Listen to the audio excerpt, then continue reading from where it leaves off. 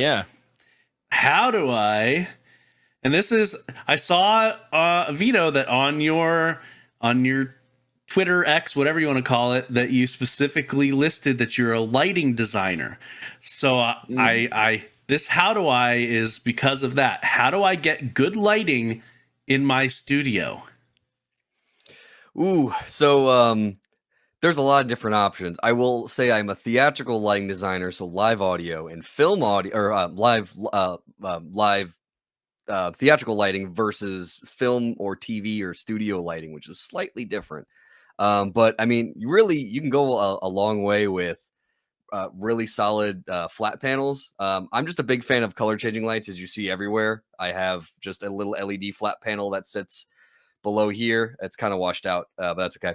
And then I have just a hue light that's hanging out in just one of those Philips hue lights hanging out above me to get that purple color. And then I just have a nice little key light, Elgato key light slim to be exact.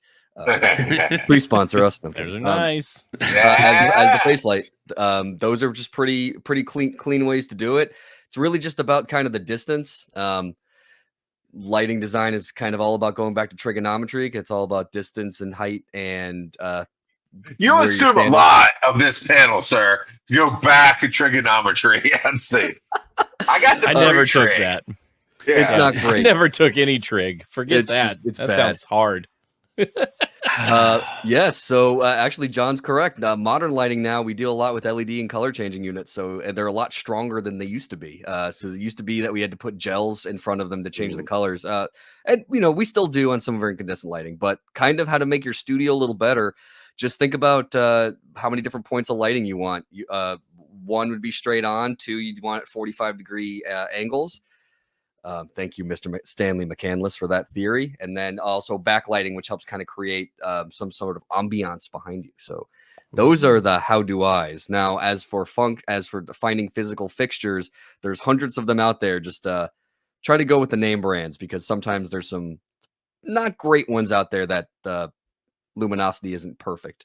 You don't get the quote unquote foot candles that you would in some of the name brands. So there you go. All right, dumb question of the week. What are foot candles? So I pictured literally like a foot of wax with a wick coming out of the toes. You just light it up. What are you doing? Foot candle. Yes, so kind of it measures luminosity. Foot candles and lumens, but it actually it derives from that.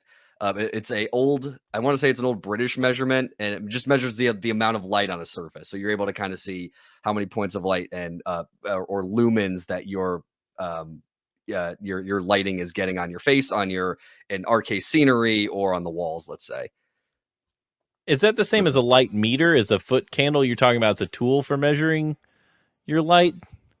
Yeah, so it's a way to measure lumens, luminosity. Okay. So if you had a light meter in front of you, it'll tell you what the lumens are, or foot candles, and that kind of gives you what the. It sounds like something that somebody's not letting go of, and at some point, like in another 3 years, Vito's gonna say foot candles. Everyone's like, "What are you talking about?"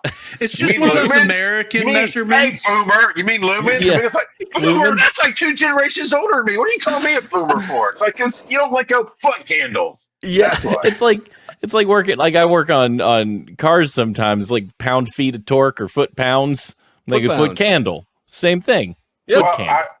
I even stopped worrying about the miles per gallon on a vehicle, because they're set to like 1950 standards and not these roads and conditions and everything else that we measure by. And when I'm looking at a hybrid or an electric car, especially an electric car, and I see early days they put MPG, I'm like, that's not a thing with an electric car. But that's what people Those need. gallons of electricity. Yeah.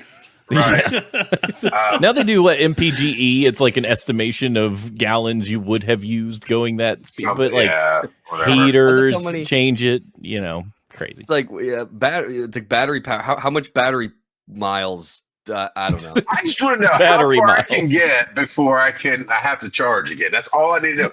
Be simple. You can go probably about 300 miles. Okay, cool. That's good enough.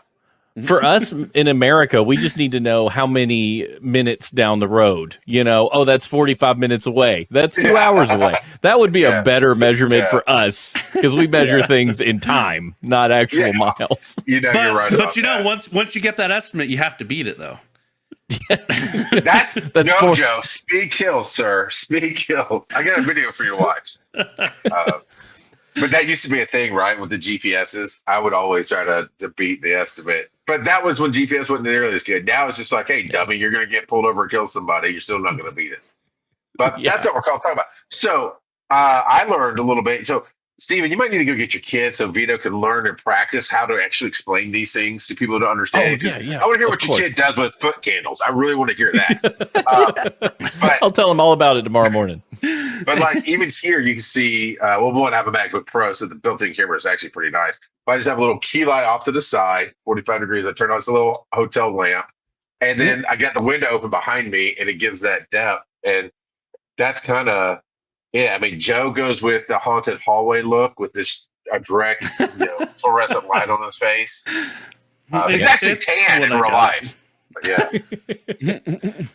I've got my key light. Yeah, my key light's bouncing off. I got it bouncing off the white wall in front of me, to soften it, to diffuse it. Then I've got the hue lights, and I can change them different colors. Like, you got your red and your bright lights, and then the purples, and there's blue kind of. Yeah, these lights are fun. Vito's right. Like, get yourself some hues, and you can have a blast. Look, Joe's just got dance party mode over there. Yeah.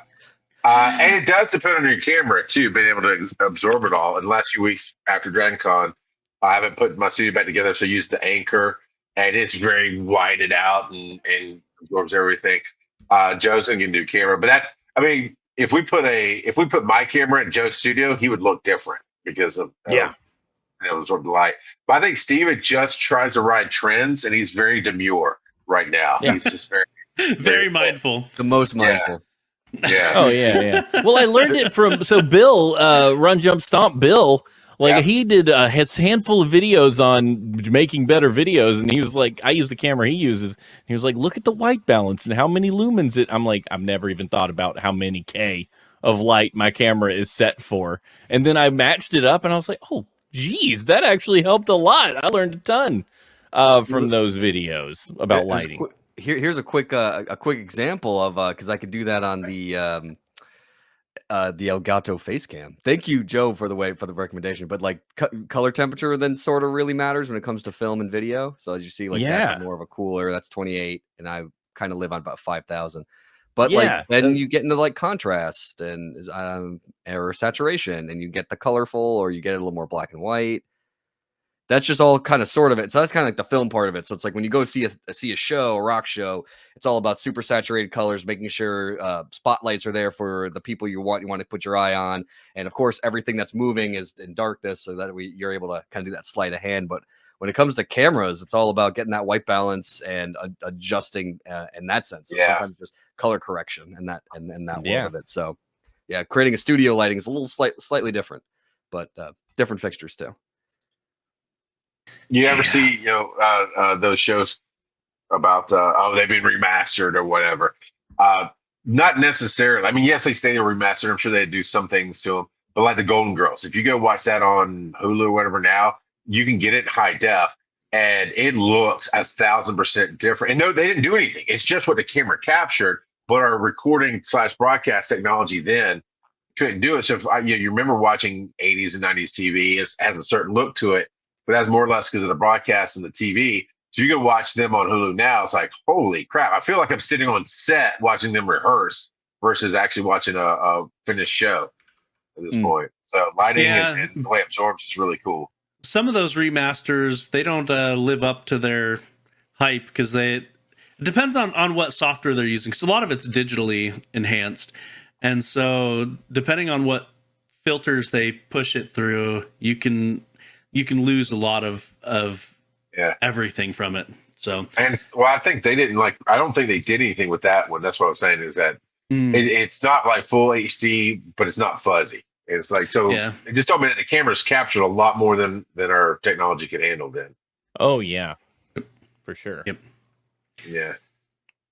So while you roll the dice, Joe, Vito, this is your $1 million idea, man. I need an app that say, this is the camera I have, and this is the lights, the Elgato lights, whatever. This is the lights I have. I can punch in a few numbers. How do I set it up? Because boom, do this. Put one light here, put your Elgato light here, put this camera right here offset. And I'd be like, I'd pay you good money for that app, sir. It's called AutoCAD.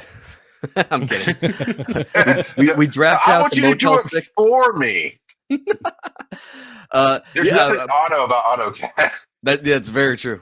Generally, in those situations, you get the room, and then you kind of understand what the dimensions are, the distance, and that's when you can understand what the throw distance of the instrument that you need, and that's where that trig comes in. So, but yes, is there an app that I just hit a button and it just figures it out for me? Not necessarily, but that also keeps us light designers in business. You can't AI if you can't see the room. Get yourself a LiDAR scanner and spin it around. Have you looked at furniture on anything? If you looked at Lowe's or Home Depot or IKEA, see it in your room. No, it doesn't work. Believe it. It's getting there. Not ready. That corner Not doesn't ready. quite fit there, huh? I'll ask for Vito's 10% in perpetuity. That's it. See, if I teleported, if I had to teleport, then I could just go there and be like, yes, this is what we need. Dude, you'd pay for whatever you wanted. Yeah. Lighting designer. You know how much money you could make by starting a shipping company? Be like, I ship specialized packages, 1 hour delivery. Oh, they played on that in the TV show Supercell. One of the guys got super speed, but he's a weed dealer. So their whole pitch became, if it's not there in 5 minutes, it's free. And then like, I want this much weed. He goes, all right, if it's not there in 5 minutes, it's free. And he just kind of walk up to him like, here you go. That's awesome.